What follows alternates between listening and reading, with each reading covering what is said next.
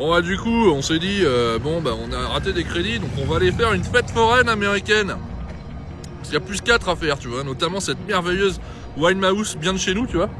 Sauf que bah la fête foraine, elle est ouverte le mercredi et le dimanche. Voilà, donc là on est lundi, donc voilà, dans le cul.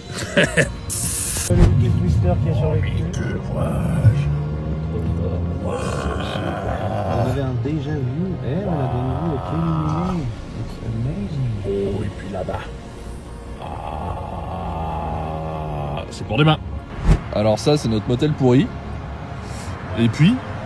Oh putain. Et bah ça, c'est Dorney Park pour demain. Hein? Avec le lift de Talon. Une petite BM de son état. Oh ouais. Eh salut. Bah du coup, là, on s'apprête à aller à Dorney Park. Enfin, pas tout de suite, parce que chez nous, il est 9h30. Le parc n'ouvre pas avant 11h. Donc là, pour l'instant, on va aller se faire plutôt un Dunkin'. Un Dunkin' Donuts, comme il y en a partout aux States. Voilà, un Dunkin' comme ça, tu vois. Et puis après, les réjouissances vont commencer. Avec au programme donc Steel Force, Talon, Hydra, évidemment le Floorless BM. Et puis Demon Drop, qui est une tour de chute libre Intamin première génération, comme il y a notamment à Movieland en Italie, et qui compte comme un crédit. Donc ça, c'est quand même assez exceptionnel. Voilà, on vous dira ce qu'on pense de tout ça. Bisous, bisous.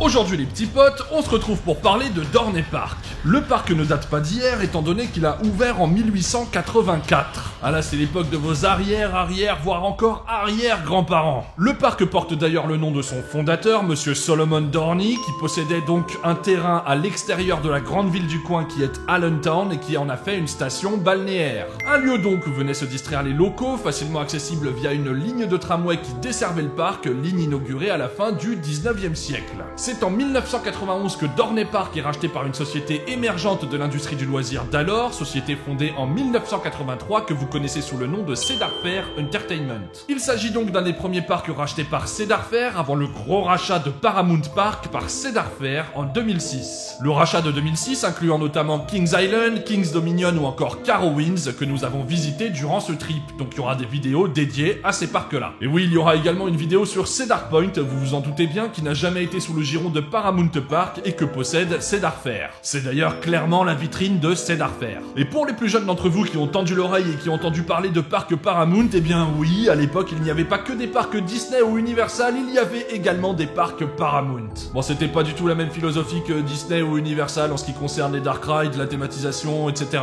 Mais aujourd'hui on ne va pas parler de Paramount mais bien de Dorney Park, et pour ce faire je vous laisse immédiatement avec ce que j'ai filmé et ce que j'ai monté. 4e jour de notre trip américain, et pour aujourd'hui nous avons mis les voiles vers la Pennsylvanie afin d'y visiter Dorney Park. Au programme pour cette visite, 7 coasters qui nous toisent déjà du regard alors que nous attendons patiemment sur le parking que le parc ouvre ses portes. Et ces petites skylines de parc américain, elles font plaisir. D'ailleurs, concernant le programme, un premier regard suffit aux moins éclairés d'entre vous pour comprendre qu'on aura droit à du BM, à du Morgan Old School à l'allure engageante et à de l'Impulse Intamin comme on en voit de moins en moins. Et moi, il ne m'en faut pas plus pour me réjouir. Ça y est, le parc ouvre enfin ses portes, le temps est donc venu pour nous d'en découdre avec Dorney Park.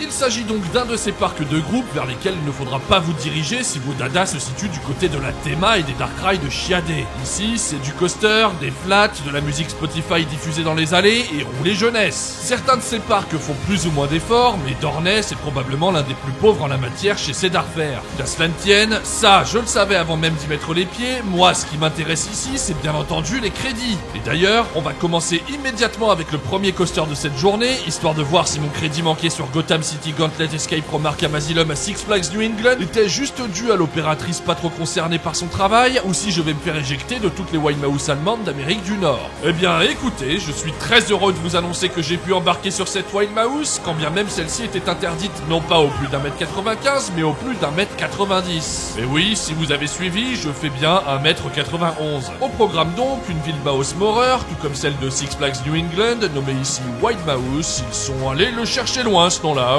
Et pas de surprise, ça tape, c'est surfreiné, on y retrouve tous les défauts habituels de ces coasters bourrés d'à-coups, ça fait plus sain, et une fois crédité, vous pouvez être sûr qu'on ne reviendra pas en refaire un tour de la journée. À côté de la White Mouse, nous profiterons de ce début de journée où le thermomètre plafonne gentiment à 20 degrés pour nous adonner à un tour de Whitewater Landing, le Shoot the Shot Arrow terriblement humide du parc. Bah oui, parce que le mieux c'est évidemment de faire ça quand il fait un peu froid et qu'il y a un petit vent pour rajouter une couche de plaisir à tout ça. Bon, ça fait pas plus sain, mais par contre, vous pouvez me croire, ça mouille tout à fait bien. Allez, le temps est venu pour nous de nous confronter à la première grosse bébête de la journée. Je veux bien sûr parler de Talon, un inverted BM ouvert en 2001. Seul et unique coaster de la journée pour lequel nous aurons eu à déplorer des opérations particulièrement laborieuses, à base d'un train sur le parcours et d'une dispatch toutes les 5 minutes. Le parc était plutôt vide et toutes les attractions tournaient entre 5 et 10 minutes d'attente. Ici, nous aurons patienté 40 minutes pour pouvoir le rider. Après, on n'est pas forcément très malin, le coaster est situé très proche de l'entrée du parc et comme vous le savez, la règle veut qu'on commence toujours vers le fond du parc pour se rapprocher de l'entrée à mesure que la journée passe, et ce, justement pour éviter les flux. Bref, Talon, c'est un inverted BM de 41 mètres de haut, 947 mètres de long et portant ses passagers à 93 km/h. Le coaster propose 4 inversions, à savoir un loop de presque 30 mètres de haut, un zero G-roll, un Immelman et un corkscrew. Alors une fois à bord, qu'est-ce qu'on peut en dire?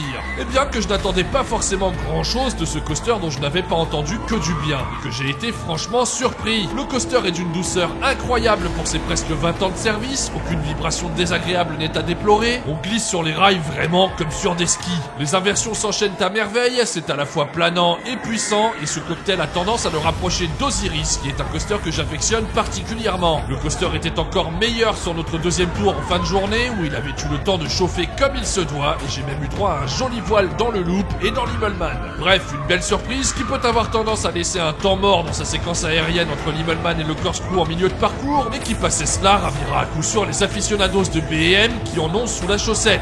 Restons chez BM si vous le voulez bien, et allons maintenant nous attaquer au coaster le plus connu du parc, à savoir le Floorless ouvert en 2005, j'ai nommé Hydra de Revenge. Si beaucoup l'ont connu notamment grâce à sa reproduction sur le simulateur de montagne russe appelé No Limits, d'autres ont été marqués par son Nerdline Roll ultra photogénique présente à la sortie de la station, qui aura inspiré plus d'un designer de roller coaster par la suite. Parce que oui, hormis un choix de couleurs douteux, faut quand même avouer que ça a bougrement de la gueule cette affaire. Il est à noter aussi que le coaster est le seul de Dorney Park à profiter de son emplacement, étant donné que celui-ci a été construit à flanc de colline. Il profite ainsi d'une hauteur de 29 mètres mais d'une première descente haute de 32 mètres. Le parcours fait 974 mètres et promène ses passagers à 85 km/h. Et l'utilisation du terme promener n'est pas faite au hasard. Car si le coaster possède 7 inversions, à savoir la fameuse Earthline Roll en sortie de station, un Incline Dive Loop, un Zero G-Roll, 2 corkscrew et un Cobra Roll, celui-ci s'avère d'une mollesse assez confondante. Tout comme le Batman de Dark Knight de Six Flags New England qu'on avait fait 2 jours plus tôt. Si je n'avais pas fait Kraken à SeaWorld Orlando, je commencerais vraiment à me demander si les floorless mous du cul ne sont pas un sport national aux États-Unis. C'est simple, sur Hydra, les G sont aux abonnés absents. Pas de poussée positive, pas de poussée négative, pas de poussée latérale, ou en tout cas en si faible quantité qu'on n'a absolument pas l'impression d'être sur un gros BM. On est clairement sur du Silver Star avec des inversions, et encore Silver Star a un côté planant que j'apprécie personnellement. Là, l'intérêt est franchement très limité, car à part enchaîner des inversions sans saveur, bah il se passe rien. Tout est très anecdotique, on reste franchement sur notre fin, et c'est clairement le coaster le moins intéressant de Dorney Park, sans compter évidemment Woodstock Express, et ça tombe bien car c'est le coaster dont je vais vous parler maintenant. Ah bah c'est ça, la magie de la transition. Pour trouver ce coaster, comme dans tous les parcs Cedar Fair, il faut se rendre dans la zone planète Snoopy, généralement dédiée aux bambins, et qui propose de fait toujours une kyrielle d'attractions pour les gamins. Bon, si on accepte cette machine à vomi qui ravira à coup sûr Emmerich. Bon, mais nous, si on est là, c'est pas pour la galette, mais bien pour le crédit. Woodstock Express est donc un Family Coaster Zamperla de type 80 STD, donc exactement la même saloperie que Paw Patrol à parquet des attractionnes.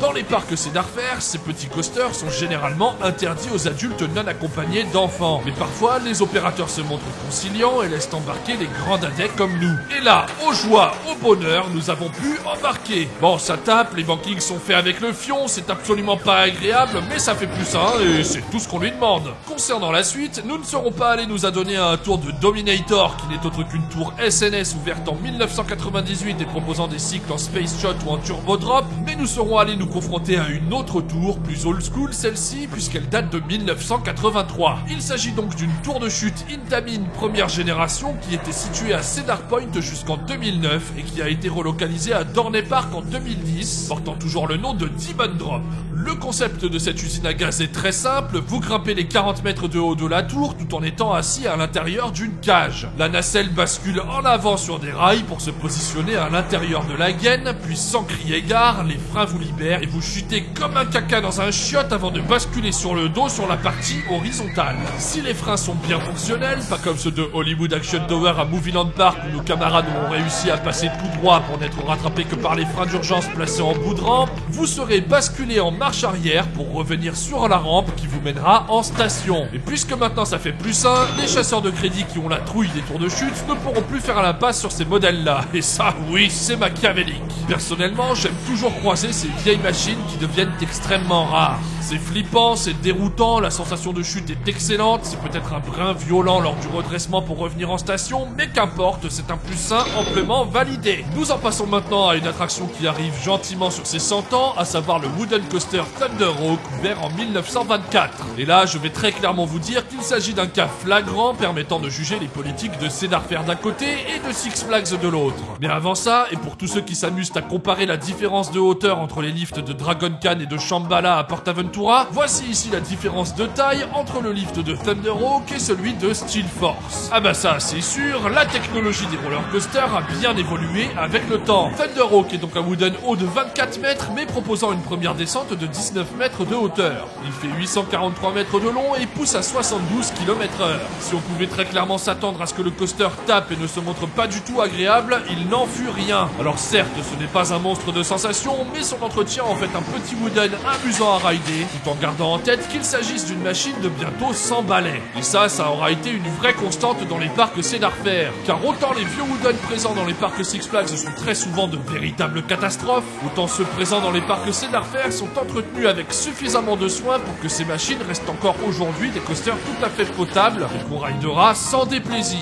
Après, il faut aussi prendre ces coasters pour ce qu'ils sont, c'est-à-dire des machines quasi centenaires, et ne pas avoir les mêmes attentes que pour un coaster beaucoup plus moderne. Et en ce sens, Thunder Rock fait bien son taf, sans pour autant entrer dans un top, cela va sans dire. Allez, on parlait de la différence de taille entre les deux bébêtes, maintenant on va rentrer un peu plus dans le détail en nous attaquant à la plus grosse machine du parc que j'ai nommée Steel Force. Il s'agit d'un hypercoaster Morgan proposant une première descente de 62 mètres, une longueur de 1706 mètres, excusez du peu, et une vitesse de 120 km/h. Ouvert en 1997, le coaster domine les cimes de Dorney Park depuis lors, et ce n'est même pas la prochaine dive machine BM du parc nommée Iron Menace et qui culminera à 48 mètres de hauteur qui viendra lui disputer ce titre. Au programme ici, un coaster à la philosophie très proche de grosses machines qu'on pourrait trouver dans des parcs japonais, à savoir beaucoup de vitesse, du camelback, d'énormes hélix, du bunny hop et des passages dans des tunnels. Un programme donc totalement old school pour un coaster comme on en consommerait absolument plus aujourd'hui. Et c'est bien dommage car Steel Force est une expérience. Tout commence avec ces trains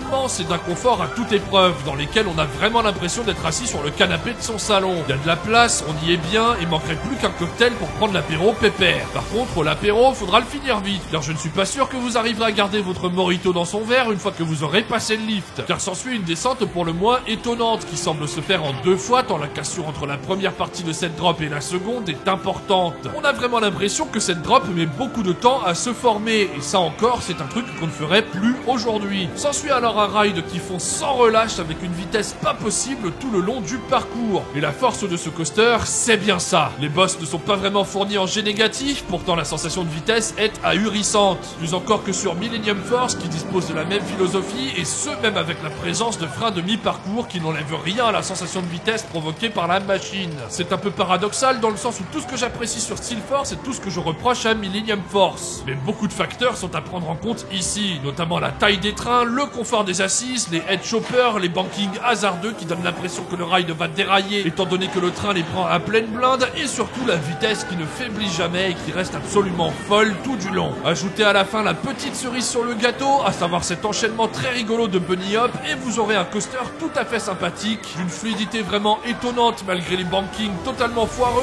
et qu'on aura enchaîné avec un plaisir certain. Ce qu'on n'aura pas enchaîné par contre, et ça c'est beaucoup plus triste, c'est Possessed, l'Impulse Intamin du parc ouvert en 2008 vite. Et c'est d'autant plus triste que ces machines se font de plus en plus rares. On aura espéré jusqu'à la fin de la journée, mais le destin en aura décidé autrement, car le coaster subissait alors une panne depuis la veille qui l'aura laissé fermer quelques jours. On aura beau avoir essayé de se consoler en s'installant avec beaucoup d'affliction dans les sièges tests situés à l'entrée de l'attraction, rien n'y fera, et ce même si nous avons prié avec force et ferveur Saint Gédéon, le saint patron des coasters. Possessed restera, hélas, fermé pour la journée. Bon, vous nous connaissez, on ne va pas se laisser abattre, et on va tout de suite aller noyer notre chagrin avec un tour d'un grand classique américain. Ce Whip Mangel, c'est pour le coup bel et bien centenaire, et même plus, puisque celui-ci a ouvert en 1920. Le principe est simple, vous parcourez quelques mètres en ligne droite avant de taper un joli drift pour faire demi-tour, et vous recommencez cette boucle jusqu'à la fin du tour. Ça fait pas de mine comme ça, mais ces vieilleries sont vraiment amusantes, et valent qu'on s'y essaie au moins une fois dans sa vie. Et si on n'en trouve pas beaucoup par chez nous, si ce n'est notamment une version pour enfants après Pertucity, vous en croiserez à peu près n'importe où aux États-Unis. Côté attraction aquatique, à part le shoot de chute que nous avons fait ce matin, nous n'aurons pas pu tester le raft apparemment très humide du parc nommé Thunder Canyon, étant donné que celui-ci ne fonctionnait pas, mais nous serons allés essayer le flume nommé Thunder Creek Mountain avec un sens du timing particulièrement notable. Bah oui, parce que déjà que le flume est lui aussi franchement humide, mais nous avons en plus subi les affres de la météo pendant notre tour, avec une grosse averse bien sournoise qui s'est dit que ce serait pas mal d'en rajouter une couche quant à l'humidité. Et puis là, je peux vous dire qu'il tombait des cordes, quand bien même on vivra des averses bien plus méchantes plus tard pendant ce trip. Bon, l'avantage, c'est que déjà que le parc n'était pas très rempli, mais alors après cette averse, il n'y avait absolument plus personne. Et ça, c'est pas pour nous déplaire. À nous donc les chain rides de Talon, qui est vraiment un excellent coaster, à nous aussi un petit tour d'Hydra pour bien se rendre compte que ce coaster est d'une mollesse à faire s'endormir mamie dans son rocking chair, et à nous surtout les rides de Steel Force, qui est décidément la belle surprise de la journée. Parce qu'autant je m'imaginais que ça pouvait être sympa, autant on a vraiment pris notre pied sur cette belle bécane qui en a décidément beaucoup sous le capot. Et c'est ainsi que s'est conclue notre journée à Dorney Park.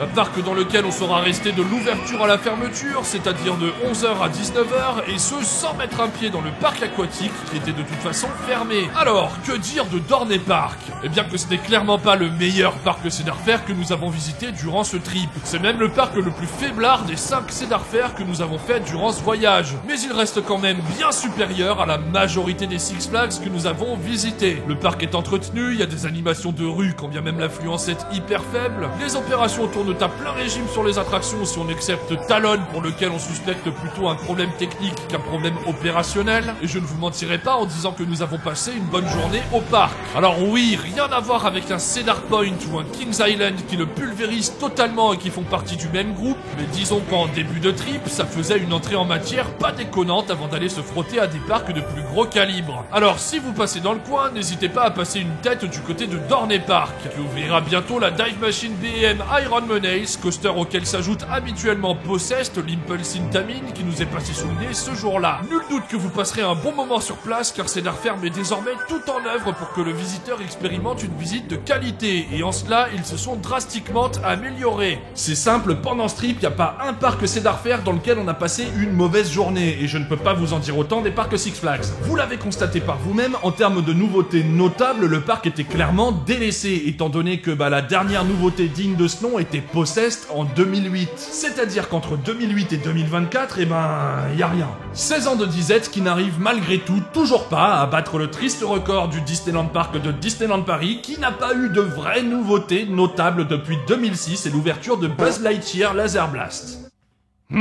Cedar Fair a donc décidé de mettre un coup de défibrillateur à Dorney Park et lui offre pour la saison 2024 une dive machine BM nommée Iron Menace. Ou Iron Menace, comme vous voulez, la menace d'acier quoi. Et c'est pas trop tôt puisque Possessed était une relocalisation d'un parc qui a fermé en 2007 et qui appartenait à Cedar Fair qui s'appelait Geauga Lake, et qui a fermé à cause d'une fréquentation insuffisante, très certainement due au fait qu'il n'était situé qu'à 110 km de Cedar Point.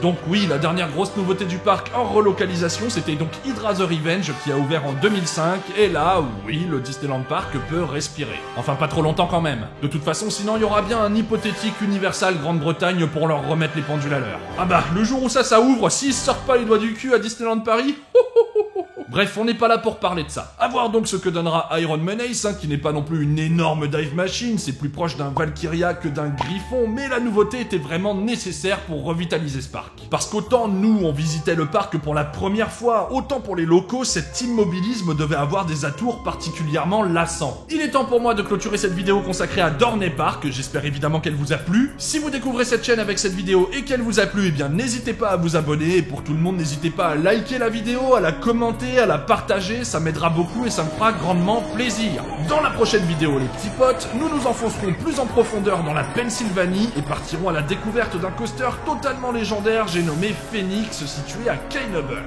Évidemment, jusqu'à cette vidéo, je vous souhaite de passer d'excellentes fêtes de fin d'année, je vous souhaite de passer de très bons moments avec vos potes, avec votre famille, profitez-en à 100%. Et jusqu'à cet épisode consacré à Kaynubles où on s'enverra du wooden coaster jusqu'à plus soif, et bien comme d'habitude, portez-vous bien et ridez bien. Allez, ciao!